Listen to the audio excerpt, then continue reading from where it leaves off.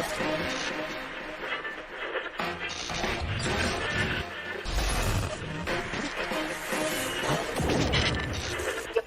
listening to Around Comics.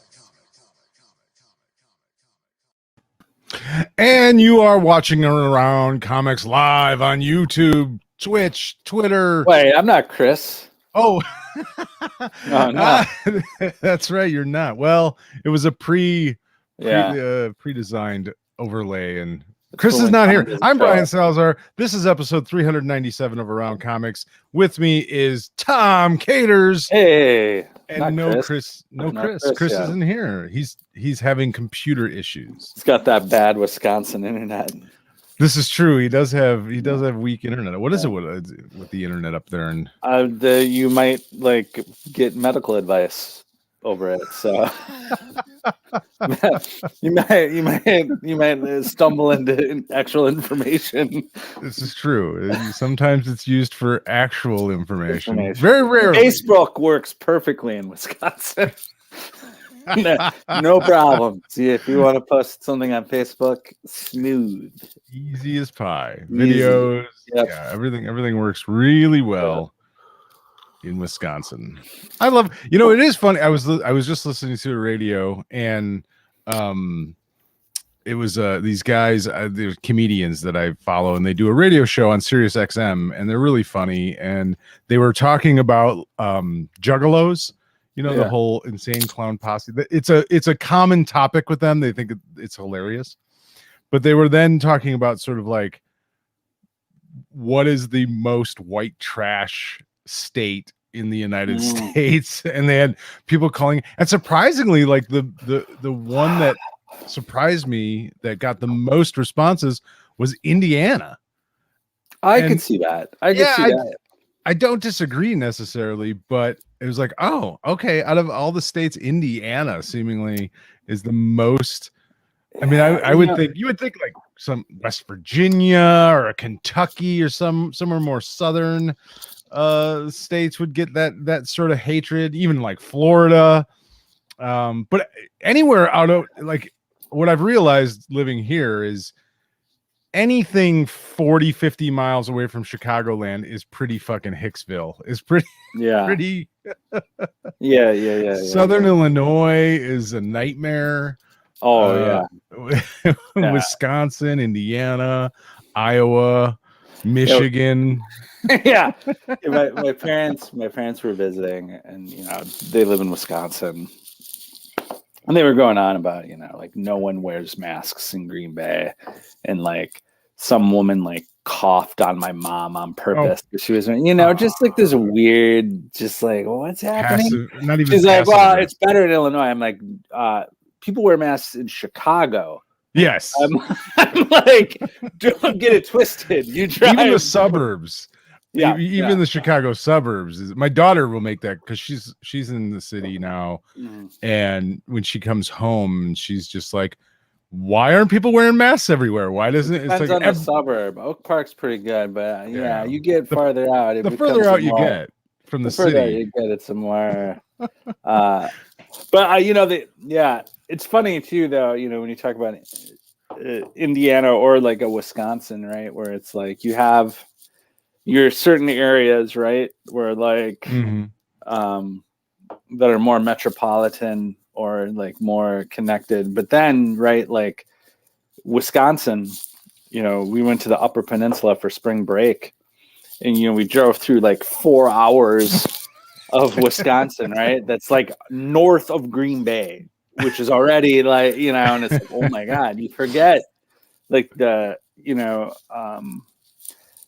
like the wide expanses, right? And like, when you drive through America and you realize how much fucking space there is where there's nobody, or like, oh, absolutely, or like North Dakota and Wyoming, and it's weird. Like, it's like no wonder there's like this psychological like weirdness going on in our country. It's like now we've started off in a very serious note, but like this idea of like an extremely connected world where you may not interact with another actual human.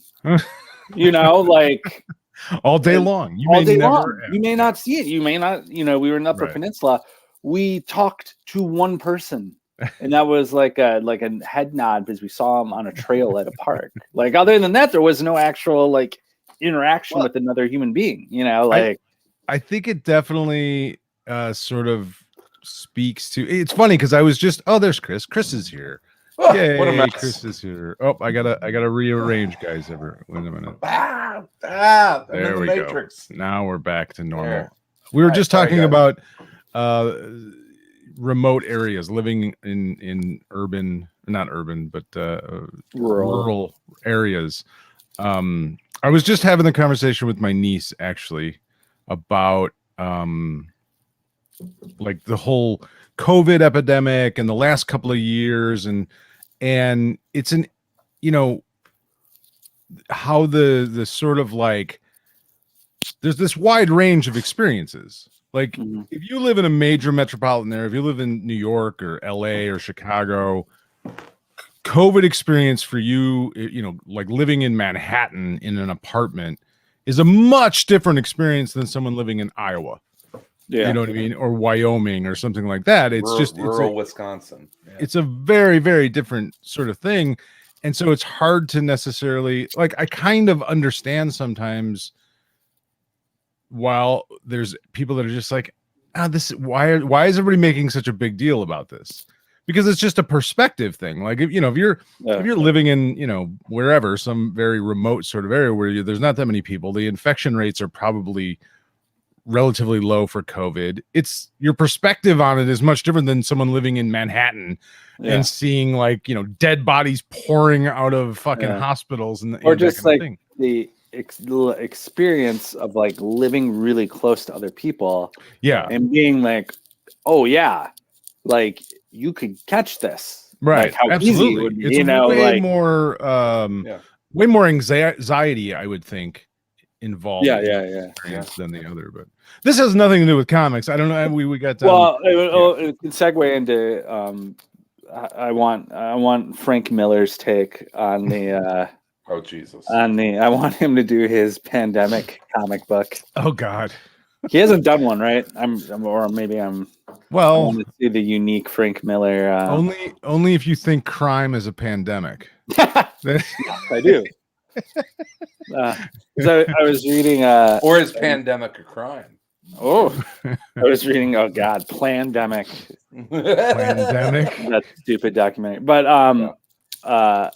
because I was reading Dark Knight Returns the other day. I picked my Absolute Edition off the shelf. It's somewhere over here, and I was going to do Chris. He's going to do Chris. He's going to grab his book off the shelf. Oh, I can't find it. I'm not going to spend the time to do it. If it was Chris, I wouldn't have said what it was. I would have just held up the book. Here it is. And still don't know what it is. Everyone who's listening guess what I'm talking about. Absolute Dark Knight by Frank Miller. And I was thinking a lot about. I was thinking about.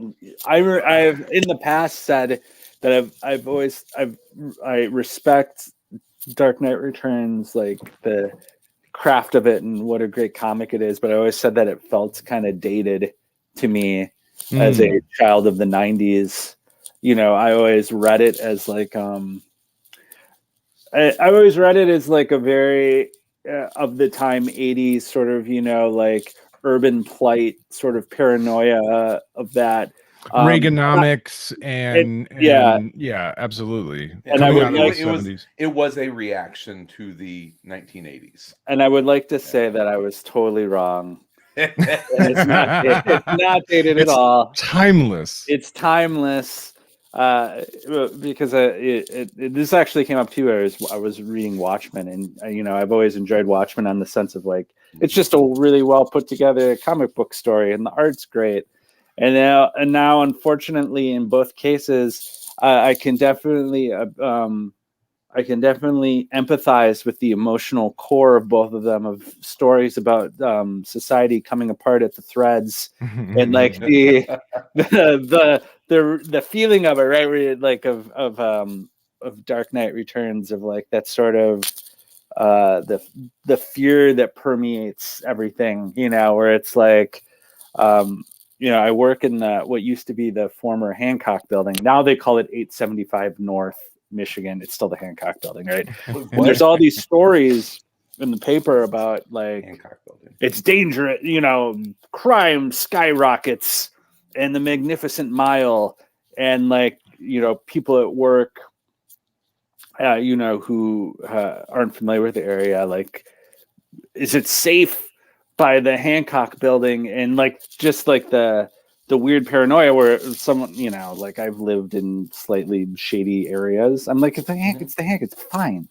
Like, has someone been robbed by the Hancock? I'm sure. Like, someone robbed the Gucci store. I'm like, oh, cool. Like, I'm like, that's not the, that's not the say. I would say your chances of being run over in a hit and run in Waukesha, Wisconsin, are incredibly higher now than they were a week ago.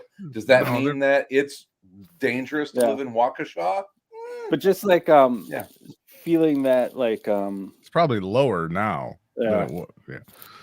Feeling that sort of like existential, like paranoia that's ever present in the Dark Knight Returns, and that always felt like when I was younger, I was like, whatever, like who feels that anymore? Now, now everybody feels it. Everyone all the time. I think it's every 30, 35, 40 years, basically. Everyone's terrified of everything. Yeah, it's a cycle.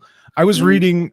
Did I tell you guys? Did I talk to you guys about, Chris? I think I was telling you Sunday during ACTV about it. I'm reading a book by Bill James, the sort of sabermetric baseball guy. He wrote a book about popular crime.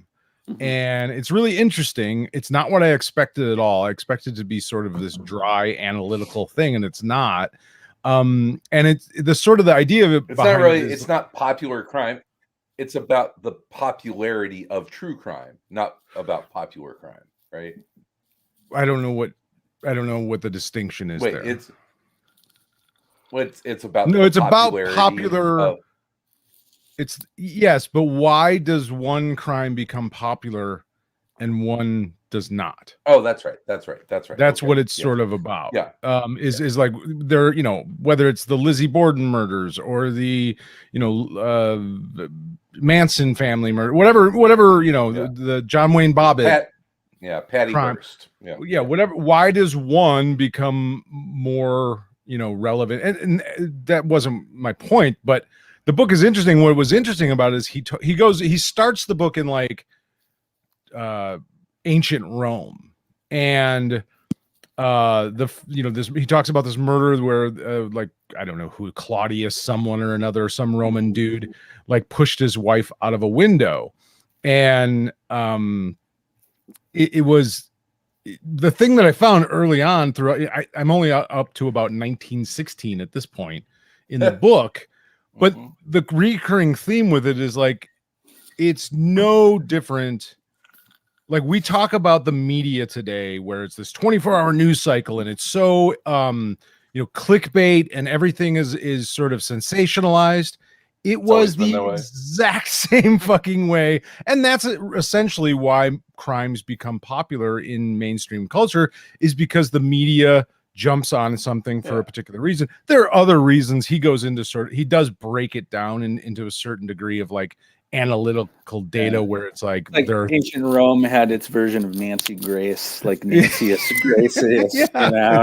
Yes. And those crimes, for whatever reason, they capture the media's attention, and those are the ones that become popular. But it's the same thing. And between that and then I was doing research on a Western. So wait, what's the name of the Bill James book? I think it's called Popular Crimes of the 20th Century or something, or of American history or something like that. Okay.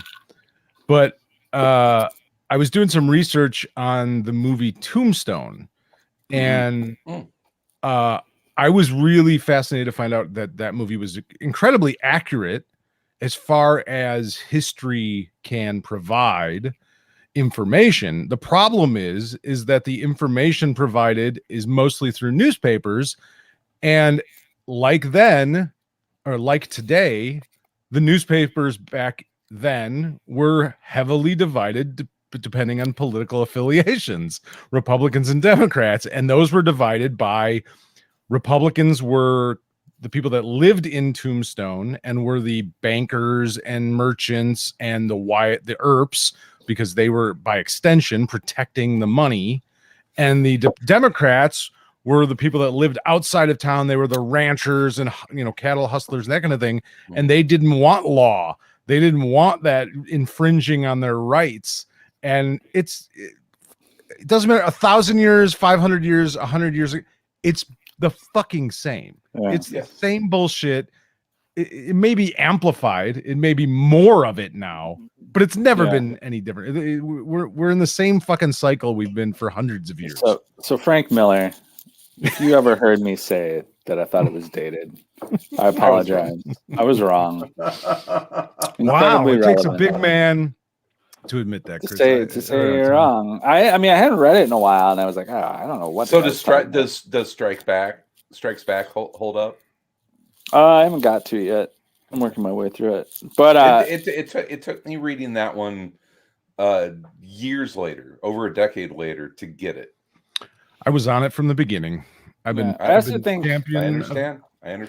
I also think when I don't know, when I read it when I was younger, I think I tried too hard to figure out what Frank Miller's trying to say, and I don't think that's what Dark Knight Returns is about. It's it's not, like trying to find some coherent, like totally clear message of what, and I kind of think it actually, what makes it kind of genius.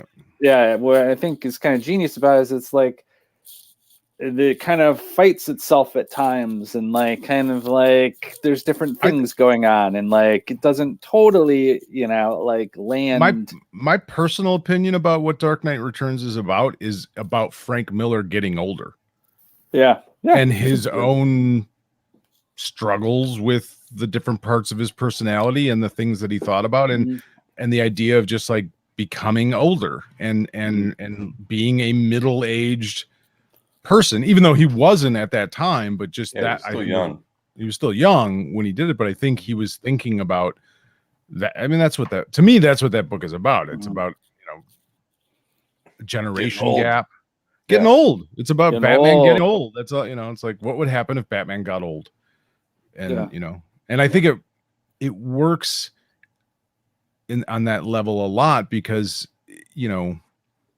speaking from personal experience of being old, being firmly past middle age at this point in my life, and like the idea of struggling with different parts of my personality and society, and like the changes in society and the generation gap that I'm now facing in a different way, and I think Dark Knight, I think it's like Superman represents that in Dark Knight Returns. Like he's the 50s, and then Bruce was sort of the 80s, but now the mutants are the future, and it's like, how does he fit into that? How is it now in Frank Miller's eyes? It's he has a solution, but I mean, I don't know, kind of, but it's also kind of like the way he does it. It's like I always felt like you can't ever totally embrace Batman. Like you're always like slightly like distant from him, like a little scared of him. Yeah. Like a little bit, like like at least the way it always read to me, it was like he's a little scary. Like he's the good guy, but like you like can't totally like be excited about it, like because there's a little part he's a little too scary, and he's like a little too like, you're never gonna be his friend, like he's gonna like like he enjoys it too much, or like there's always like a hint of that to that Batman where he's like a little too like he's a little too not intense. Intense is not an intense enough word. He's obsessed. He's obsessed, and it's like a little unsettling, and it's like a little like I don't know. He's the hero, but like also on the other hand, it makes me uncomfortable, which is used to bother me. Do you now think I think it's actually I find it very interesting now. Do you think that is intentional by Frank Miller, or do you think that is an unintentional byproduct of him presenting like his idea of kick-ass Batman? I don't know. I think it's intentional. I don't know. Like, it's hard to say because like the thing that makes it is like I said, it's like the simple version of that story is that old Batman is someone I totally embrace, and I'm totally excited that he's kicking these people's asses. But like the more complicated one that kind of sticks, the reason why that story I think sticks with people is there's that little bit of like, like, I don't know, like it's a little unsettling. And that's like what makes it. Now, I don't know if that's on purpose or not, but I think that's part of what gives it its lasting sort of resonance is like, it's not it's not like, here's Batman and you can totally be excited about this Batman. And it's like, hooray, Batman's here. Yeah, it's like, like, I'm happy Batman's winning, but also Batman's kind of scary. And but I think, don't you think that changes though? I mean, isn't that part of the story though, is that he comes to realize through Robin. Yeah, totally. Yeah. That he can't continue doing things the way that he's doing things. Like he can't, so that to me would suggest that it is intentional, that it is, I don't know. Frank Miller is such an interesting person because on the one hand, I feel like he's written some incredibly interesting, intriguing, self-aware stuff. And then on the other hand, almost completely opposite of that. Unself-aware. Like completely not self-aware at all. Like just delusional almost in some ways. And it's just like, what the fuck? Like, but maybe that's just, I don't know. It's a weird thing. I think 9/11 is like, there's Dennis Miller and there's Frank Miller. And I think that if your last name is Miller, 9/11 fucked you up. You know what? You know who Frank Miller kind of reminds me of a little bit? It reminds me a little bit of Morrissey in a way where... but stab me in the heart with that one. No. What I mean in the sense of like... What I mean in the sense of like... That's funny. Of being self-aware and being unaware of themselves, right? Of being someone who you would hear like perhaps a Smith song and be like, this person's very self-aware and very like they're kind of in on the joke. And then later on in life, you're like, but maybe they're not in on the joke. And like there's I would say you could probably be very self-aware, but then narcissistic, where you don't see outside of yourself. You can be self-aware and and you can examine your own flaws. You can reflect on your things because you're a narcissist and you're constantly thinking about yourself. But when the outside world is then presented, it's like, oh, I don't see any of that. Yeah, because I think like a lot of times we talk about like really great artists, we assume that empathy is the source of things, of like this person can understand this, like this is not an argument about whether or not you like Morrissey or Frank Miller or whatever, but just the idea of like someone who creates a work of art that has a lasting impression on people, right? And it's like we have the tendency to think that means you're empathetic because like you're like, oh, this person's tapped into like how people feel. But it's like maybe they're not. Maybe they're tapped into how they feel. That just happened to line up with everyone else. Maybe you just see shit in their art that isn't necessarily intended. Yeah. Yeah. And I think part of it is too is like we want them to be very consistent. You know, like we don't want artists to change. We want, you know, it's like you fall in love with an artist of any type, whether it's a musician or, you know, whatever. I mean, you look at, you know, throughout history, like, you know, I mean, go to Bob Dylan, you know, one of the, you know, it's like he pissed everybody off because they loved him as a folk artist, but then he went electric and it was like, what the fuck? You can't do that. And so it's like, we want our artists to be consistent. We just want them to give it, but it's like, well, that's unfair of an artist to never evolve, never change. Frank Miller. Just give us Dark Knight Returns. Year one. Give me scary year one Batman. over and over again. Yeah. Your weird, your slightly terrifying Batman over and over again. I'd love to meet Frank Miller and have a, you know, just like have a conversation with him to get better gauge of it. Yeah. Because it is confounding. Like, I love his work. And there's times where it's just like, well, how could you do this? How can you also do this? Yeah. It's like, but please tell me, what were you thinking? Yeah. I mean, it's one thing if they're just an artist, like they just draw the pictures. You know what I mean? Like you can kind of like go, oh, well, he draws pretty pictures, but he's a shithead. Like that's understandable. He's been the creative force behind these really incredible things, which are obviously his vision. Right. And then it's like, you made this, but you also made this. You also did this. Like, what? How does that work? Okay, interesting. Yeah. Is this the same person? I don't know, man. I don't have an answer for it either. I mean, who knows, right? Yeah. Well, I think it's one of the things about like great art and great artists is there's something that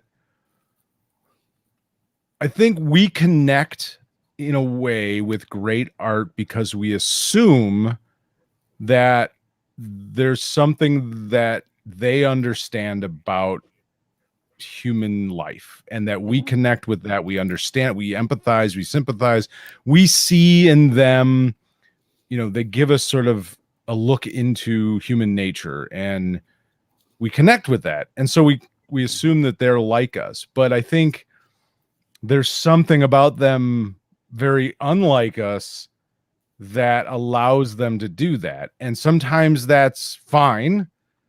You know, sometimes that works out just fine. But I've talked about this. I don't know if I've ever talked about it on the podcast. And then Jack Kirby has the actual Eternal show up. And you're like, what the fuck are you doing? You were onto something. And then you get like this bunch of weirdo characters I don't want to see. Yeah. Like, what are you doing? What the fuck, Jack? What is this? Yeah.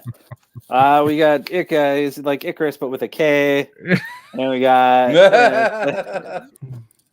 I don't know. I mean, I have a hard time because some of like my favorite people in the world have not been able to deal with the world and have ended their own lives. And that's a really difficult thing for me to sort of wrap my head around. You know what I mean? Like people that I admire their words or their work or the things that they've done so much, and then realize that they, you know, they couldn't handle life. They couldn't deal with the world and it's like, oh man, that's tough to. Which one hit you the hardest? Well, I mean, there's ones that's a hard question to answer because it's two different things. There's ones that I fell in love with their work. They had already been dead, but I didn't know how they died. And then I found out, like the Picassos of the world. Ernest Hemingway, you know, like I didn't know when I fell in love with Ernest Hemingway's work that he had killed himself, you know, drank himself. I didn't know that until later on. But then, there's like George Carlin, Philip Seymour Hoffman, you know, Robin Williams. Carlin didn't kill himself, did he? I thought he did. No, he died of cancer. Carlin? Yeah, I thought Carlin died of cancer. I don't think so. Well, anyway, but I don't know. I mean, they all Robin Williams, I think was a tough one. Bourdain was my big one. Yeah, I never really was on the Bourdain. Bourdain. I'm more the foodie guy. Fucking chefs. Chefs aren't artists. Come on. Let me rhyme. He was. I mean, he was a writer. He was. No, I know. So. Bourdain was great. I should like everything about Bourdain. I just have never went down that rabbit hole. But I would. Weirdly enough. You would like. I mean, he was a jujitsu guy. No, that's how I got to know him. Actually, I didn't know anything about him until he did jujitsu. But, and this person didn't kill themselves, but the death lately that affected me so much, which I still can't even really understand, was David Bowie. Really affected me, and I was shocked that it did. Because I never really considered myself a huge David Bowie fan. Like I didn't. Yeah. I like David Bowie. I appreciated David Bowie, but I never really considered myself like a huge David Bowie fan. And that death really affected me. Still does to this day. Prince is another one that really. There's someone recently someone died recently that I was Petty sucked. Petty sucked bad for me. Carlin died of heart failure, by the way. From too much cocaine. Most likely. Whenever you see, Robin Williams was a big one. Robin Williams, Anthony Bourdain are two big ones for me. Philip Seymour Hoffman. Yeah, that's, the overdoses are different. I mean, were they, weren't they, trying to go out on a, that way or not, you never know. Well, I mean, you can't just like point to, is it that a suicide? But it's like, well, you are killing yourself. Whether it's David Carradine, was David Carradine hanging himself or just trying to get off? Oh, jeez. Should we talk about Boba Fett? I'm trying to think of how we're gonna steer our way out of this. Yeah, it's Tom. I came in late. I had computer problems. No, we don't need to talk about Boba Fett. I'm just glad George Carlin didn't kill himself. Now I'm happy. Now you're happy. He just died. He just died of heart failure. How terrific is that? He was just old. He was just old. You know who I was thinking of? Sorry, one last one was oh Jesus, I can't think of his name. Thanksgiving episode, everyone. Gonzo journalist. Hunter S. Thompson. Yeah. That one, that sucked. I know, Tom. That was fucking predictable. Well, I mean, that was predictable. If you would have said in 1975 that Hunter S. Thompson's going to kill himself, I mean, you wouldn't have been that surprised. Crazy. Yeah, you would not have been surprised. Yeah. All right. Enough with death. Enough with suicides. We'll move on to. What do we want to talk about, guys? What comics do we want to talk about? I'm going to talk about vampires. Batman. I'm going to talk about Batman and vampires. Yeah. Because this DC versus vampires has about 6 pages of some of the best Bat family comics that because you forget how big the fucking Bat family is, and the DC versus vampires is a little bit of a. It's not a little bit. It is an alternate. It's an alternate version of the DCU. Like Alfred's alive, but you get this as he should be, and he fucking will be Scott again, Snyder, and he will be again. So you get this whole center section of the book where Batman has called this very odd meeting of the Bat family in the middle of the day. Here. pretty much. It's in the middle of the day at a well-lit room, and he drops the bomb that there are vampires that are infiltrating the villains of the DCU, and I'll spoil a little bit of it. He's basically tricks them into drinking tea that Alfred made out of holy water, and Damian doesn't drink tea, so he made Damian hot cocoa, because of course Damian drinks hot cocoa. Yeah. But there are these great little Bat family moments because not everybody gets along. As they say, the crazy one is there. Red Hood is there. It's a really fun Bat family segment of this fun but ridiculous story about vampires, infiltrating and taking over the DC universe. It's a fun little issue. I see it, for what it is. It's also really pretty. I forget who does the art, but the DC versus vampires. I'm enjoying it. It reeks of guilty pleasure comics. Yeah, it seems like a Marvel Zombies. Yeah, Deceased. Yep. I really like the Deceased, which was the Marvel Zombies in the DC universe. Hal Jordan is a complete asshole. Beautiful. He should be. Yeah. I want him to do like DC versus werewolves, DC versus the Mummy, DC. Just do all of them. It's Warner Brothers, don't they own? Do they own Universal Monsters now? There you go. Oh no, I think somebody else does. Oh really? Somebody else owns Paramount. The Universal. Yeah, I think it's Paramount. Like owns Universal. Someone was complaining about why aren't all the Universal monster movies on Paramount Plus or like Peacock. It might be Peacock. And NBC Universal. Yeah. I think it is. Okay. Yeah. But yeah, it's a fun little book. I'll keep reading it for sure. It's got that deceased feel to it, but it's and I like that the central character to start it was the Vampire, which was kind of cool. So Vampire. Yes. Yeah. I like vampires. Still like vampires. Still think vampires are cool. You're still there? You're still on are you still on zombies? I'd be a vampire if I would be happy to be turned into a vampire at this point in my life. You're such a Guillermo. Yeah, I don't need the sun anymore. Yeah. I'm fine with that. I don't, I'll watch everyone die. It's okay. Better them than me. That's the way I look at it. I would I don't know. I would be happy. Yeah. It's predictable. Yeah. At this point, this would be it though. After this, like I don't want to be like a 75-year-old vampire. That'd be terrible. That'd suck. Yeah, that would be really bad. Me, I'd be the creature from the Black Lagoon. Just like the water. You just like Frankenstein. Frankenstein me up, baby. Right. Some bolts in your neck. Some bolts. I don't know. Yeah, that's a fact. If you could be a universal monster, which one would you be? The Invisible Man. That'd be vampire would be pretty sweet. I mean, what's the downside of being a vampire? Honestly, like other than the sun. The sun. Yeah, that's the worst one. Can't eat food.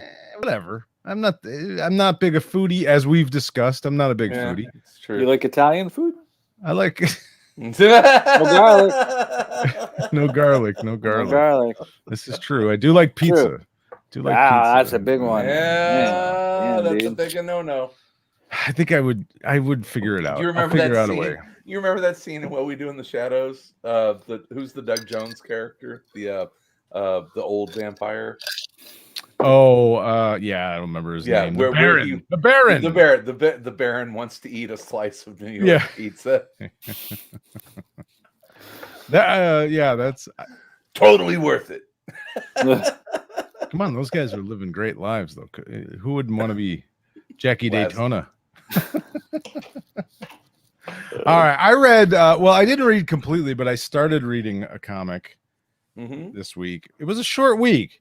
We just recorded on Thursday, so but I started reading Blacksad. They All Fall Down, Part 1.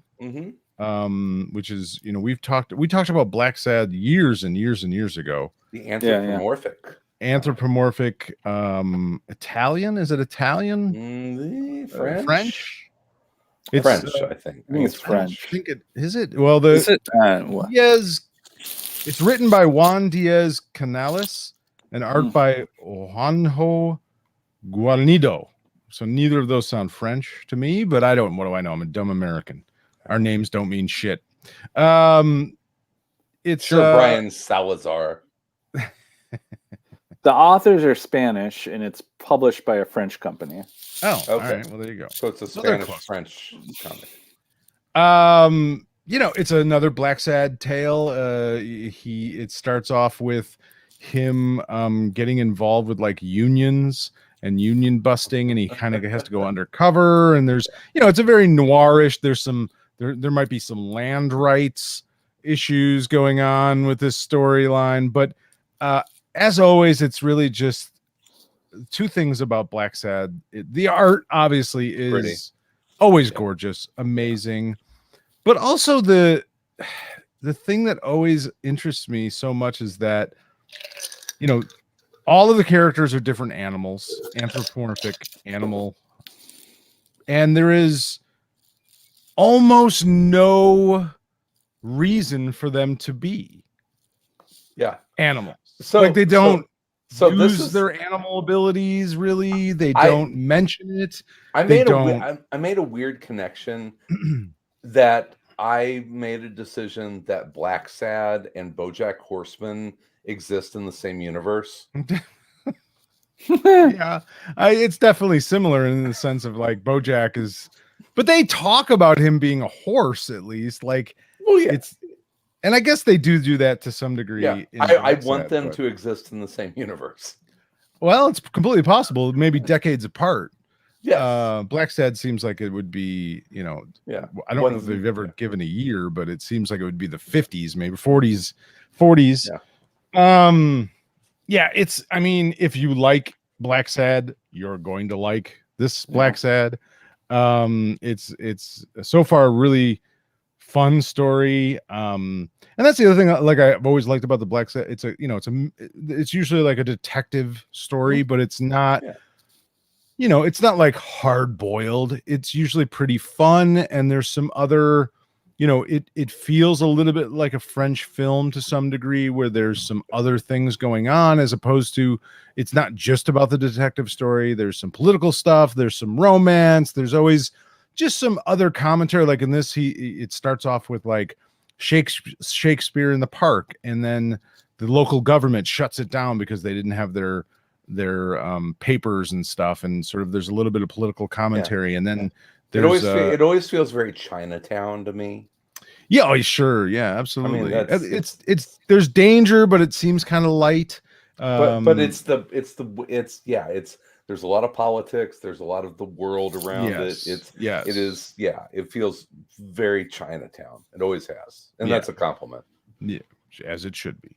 But I'm about halfway through this volume. The second volume of this storyline is already out. But so go check them out. They're Blacksad's awesome. I have all the hardcovers that have come out, and it's just such a beautiful, cool, different, gorgeous.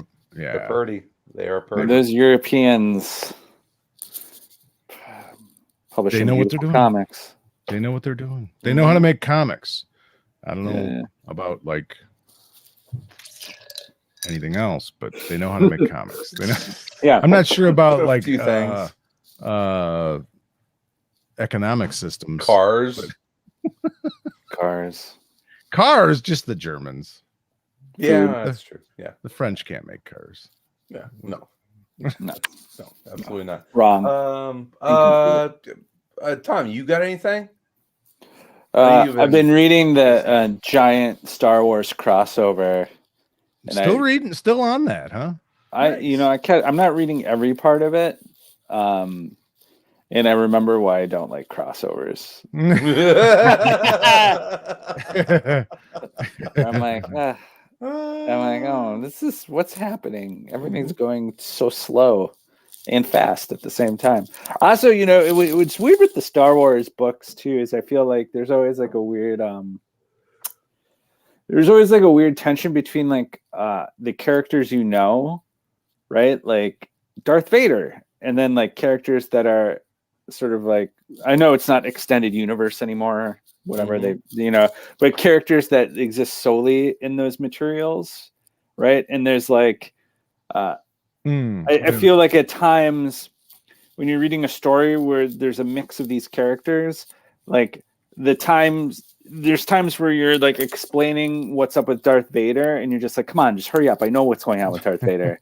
And then there's times where with the other characters, I'm like, I have no idea who this character is or what they're doing. And it's like, there's such a difference of like familiarity or like you know, for someone who isn't, you know, following Wait, is every it like aspect. Dr. For someone that's or not a Astra? real fan, is Yeah, that for what you're someone trying who's to- not a real fan, for a dilettante like myself who just dabbles in the Star Wars universe, it is a little bit like, oh, it's weird to have a crossover with all these characters and at times treating them all like I should know all of them with the same like the same familiarity or like the same emotional attachment to them. Or like this guy, I'm like, who the hell is this guy? You know, like I don't care. And then it's like, oh, that's Darth Vader. Of course I knew Darth Vader. You know, so it's, I mean, that's, you know, a unique Star Wars issue probably, right? You know, it's like I know, you know, Darth Vader, and you don't need to explain to me Darth Vader's relationship to, you know, Skywalker. Yeah, it's like, yeah, I get it. I know. Like, so if you have like a prelude issue, it's like I don't need a prelude issue to Tom, you need to read all the comics and play all the video games. Yeah, to like understand it, you know. But that said, there's like I'm still enjoying some of the Star Wars books as like standalone. You know, I dig like all the bounty hunter stuff. I think it's fun to see all those different like bounty hunter characters. It's such like a rich area to play around in, you know, like who would have thought that one kind of throwaway scene from Empire Strikes Back would like launch 8,000 fan fiction stories about like why we need a Bosk. Yeah, exactly. Right. Yeah. But it's like, so to me, like in reading all those Star Wars issues, those are like, those are the most fun. It's like the bounty hunter stuff. I feel like it's kind of like I need to know more about IG-88. Yeah, or like they're just interesting characters because they're all sort of like, you know, sort of the way they've treated Boba Fett in The Mandalorian, where like like truly treating them as sort of like very gray area, like they can do the right thing sometimes if it fits them, but they can also do bad things, you know, like they truly are like exist in that space of like, I'm not quite sure, you know, like what you are at any given moment. If you pop back up, I don't know. Everyone who has ever wanted to roll up a chaotic neutral character in D&D understands these characters. Yeah, right? Where it's like if you don't see them all the time and they pop back up, you're never quite sure of what they're, you know, what they are in relation to the story, which can be kind of fun because you're kind of like, oh, is this character gonna like help or hurt? Is he like fighting them, or you know, like it's just interesting mix. It was always to play around with, like the you know, like the Clint Eastwood Man with No Name. Like he was, you know, in that anti-hero 1970s. It was like, well, I mean, he's hunting bad guys, but he's not the same. He's not a white hat kind of like good guy. You know what I mean? Like he'll do whatever it takes. And if there's some gold to be found somewhere, he might even break the law, you know, like go for it. He's got a code. He has his own, you know, his own code, but he, you know, he's not necessarily. Go back and watch that trilogy again. It's been a long time. The Man with No Name. Yeah, it's been a long time since I watched that trilogy. Good stuff. Good stuff. It is. Not gonna talk about a whole lot, but man, it just scratches my Marvel superhero itch. I'm really enjoying the Moon Knight series. I read the first issue. I haven't gone back to it. It's not up to issue 5. It's a nice take on Moon Knight. It's yeah, he's very rare. It feels like the parts of Bendis's Daredevil run that you liked a little bit. It's like, why you always got to take a shot at Bendis? You know, no, I used to love Bendis. It's the Bendis. It's the like he brought you so much pleasure. Just because you changed and Bendis didn't. His checkmate's terrible. But yeah, it's good. It's more about Mark Spector, who doesn't want people to refer to him as Mark Spector. He wants to be referred to as Mr. Knight, and it's and he's running a mission, and it's good. It's a well-written series, and but it's got enough of like the classic Marvel tropes of kind of like the villain of the week kind of thing going on. Just really, really enjoyable, fun comics. It hits a really specific sweet spot of what I want in a modern superhero comic. And he's got a sassy sidekick / secretary who's a vampire. Who is a vampire? Yeah. It's good. It's good. I like it a lot. I did like the first issue. I got to go back and read the rest. I just haven't gone back to it, but I did. It's fun. It's good. It's good. Nice. You watch Arcane yet? No. I was going to. Yeah. I'm like, I'm just not in the mood. I understand.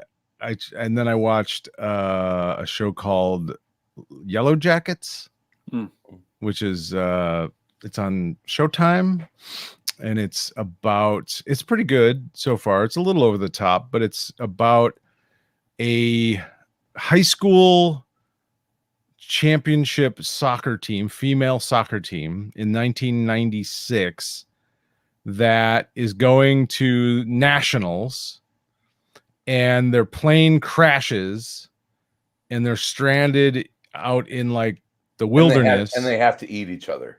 No, well, I don't know. I don't know if they have to. Yeah, it's similar to that, but it's much more over the top and sort of Lord of the Flies ish. And then you combine that with it's sort of all told in flashback, and so you're meeting them as they're now adults and have various lives and jobs and relationships and that kind of thing, and they've never fully like explained what happened. And so you're learning it as you kind of go. So it keeps flashing back between them now in their like 40s and then them back in high school. And 2 episodes into it it was pretty good. It was actually pretty entertaining so far. The young cast, the high school girls are good and complimented. Juliette Lewis plays one. Really? Yes. Yeah. That's awesome. That's how I'm like, I saw her post about it on like Instagram because I follow her on it because I love Juliette Lewis. And I was like, I'll check that out. So I checked that out. Yellow Jackets, because that's the name of the team. The team. The Yellow Jackets. I did take your advice. I watched the first episode of Hit Monkey, and it's pretty awesome. Fun. Yeah, it's pretty fun. Awesome. Pretty fun. Yeah. I will watch Arcane this week sometime. I will. And if you want more TV talk, Sal, plug our other show. You can catch us on our Patreon page if you join Patreon at patreon.com/aroundcomics. We do ACTV every Sunday. Chris and I is a bonus episodes that are on our Patreon exclusively. We talk about whatever TV shows and movies and stuff that we have been watching that week. And then every once a month, we're joined by Will Pfeiffer, and we morph the episode into K Billy Super Sounds when we are talking about the library of Quentin Tarantino's films in order. And so this month, at Tom, the end of the you're month, getting ready to hear a really bad Cheech Marin impersonation. Oh, no. We will be doing From Dusk Till Dawn. Yes, George Clooney and Tarantino and Cheech Marin, yes, is in it as well. And we'll be talking about that. Do it. You know you want to. Soon. Do it. No, I can't. Now that you said something, I can't. It has to be spontaneous. I can't. I used to listen to that CD all the time, and that part with Cheech Marin. I grew up in the 70s, and I wasn't even a stoner, but I was a big Cheech and Chong fan. Like those movies were, at like a 13, 14-year-old me watching Cheech and Chong. Yeah, they were the best. Yeah, they were the best. Nice. Yeah. So this week, Billy Super Sounds. I need to do my refresh watch of Dusk Till Dawn, and then the following week. Me too. Yeah, I know. I got time. I gotta go to Indiana and be with my in-laws. Then I'm come back early, and I'll watch that. Yeah, and then we'll be back regular stuff, and you will have completely consumed Arcane, all 9 episodes, because they're amazing. And then Tom eventually, when the Packers are out of the playoffs, he'll join us. It'll be great. I love it. And you can get all that by going to patreon.com/Ernest. Tom will have some other excuse. He will absolutely have another excuse. Yeah, I got stuff going on, guys. Got making moves. Making moves. I don't know about Arcane because tomorrow Hawkeye comes out. Oh, is that tomorrow? Yeah, that's right. I might piss all over Arcane for Hawkeye. Yeah, we'll see. That's true. Yeah. I wanted to, in relation to ACTV, in our last episode that came out, Darth Del Rio on Twitter mentioned that he agreed with you and he has loved Foundation. So there you go. You have at least one person. Thank you, man. Thank you. I appreciate it. It's a slow burn at the beginning, but it got progressively better. And by the end, I felt really vested in the characters, and that's like actually caring what happened to people. So, it gave me the feels, Sal. Gave me the feels. All right. I had the feels. Okay. Yeah. I don't know what those are. I don't have any of those. I know. No feels. Let me explain emotions to you. What? Listen, right. I can pretend to have emotions with the best of them. Well, there is a robot in Foundation that does a lot the same. Does he have a bow tie? She does not. No. But it's kind of cool. Who's the robot? It's the advisor to Empire. Oh, right. Yeah, and that ties in the whole Asimov iRobot stuff. Exciting. She's the last surviving robot from. Is Will Smith in it? No, Will Smith is not in it. It's cool. It's good. I enjoyed, especially the last 3 episodes were really strong. So anyway, more of that on ACTV. If you're listening to this, we want to thank you. If you listen to all the Patreon stuff, we really want to thank you. Check that out. Have a wonderful Thanksgiving. We're going to be back Billy Super Sounds this week. I know Tom has Tom versus stuff that he's working on. Yeah, that's all I got. Call the show. Yeah. 312-967-6282 if you'd like to leave us a voicemail. We'll play it on the show. Just say something. Say anything. Tell us a joke. We also we love listener emails, info@aroundcomics.com. Yeah, that's all I got. Have a great Thanksgiving. We'll be back. We're changing days. We're going to be regular on Thursdays going forward for a while. So this is our last Tuesday episode for a little bit, and then we're going to be back on Thursday, which is cool because you get to pick up your comics and you can read along with us. It's great. Yeah, we'll still be a week behind. We'll still be. We still won't. We still won't have read anything. Yeah. It's true. Yeah, don't get your hopes up. You'll just be more like, oh, why won't these guys talk about this thing that just came out? I'm gonna try and read stuff that is current, but I make no promises. Never. All right, everyone, have a wonderful rest of your week and holiday weekend. Drive safe, fly safe, be safe. Have a great time with your friends and family. We will always be here for you. In the meantime, always. We ain't gotten nowhere yet. I don't know about that. I mean, I'm busy. Back in the archives. I'm busy the next couple days. I got shit to do. I'm not always gonna be here. Just waiting. Yeah, for them to fucking turn on the goddamn. We'll be everywhere, Ian. Take care of yourself for a change. Yeah, right. Be self-independent. Jesus Christ. This fucking generation, everybody gets a trophy. Everybody gets a podcast generation. This is what we're facing. We just wait here for you to turn on your computer, and then I got nothing better to do than sit here. Nah, you figure it out. You send me a podcast. Yeah. Nobody has ever sent. No. They will. No, they will. It'll happen. Yeah, that might be. You might want. Maybe not. Yeah, Maybe don't ask that. You can say I won't listen. And if there's any vampires out there, bite me. Yeah, turn Sal. They will. This is the best I'm ever going to be. And then send you their podcast. Yeah. If you're a vampire with a podcast. Do vampire bites automatically give you a 6-pack? Like, I feel like all vampires have 6-packs. Like, they're all they ripped. do make you sparkle. I already kind of sparkle. Yeah. All right. Goodbye. Goodbye.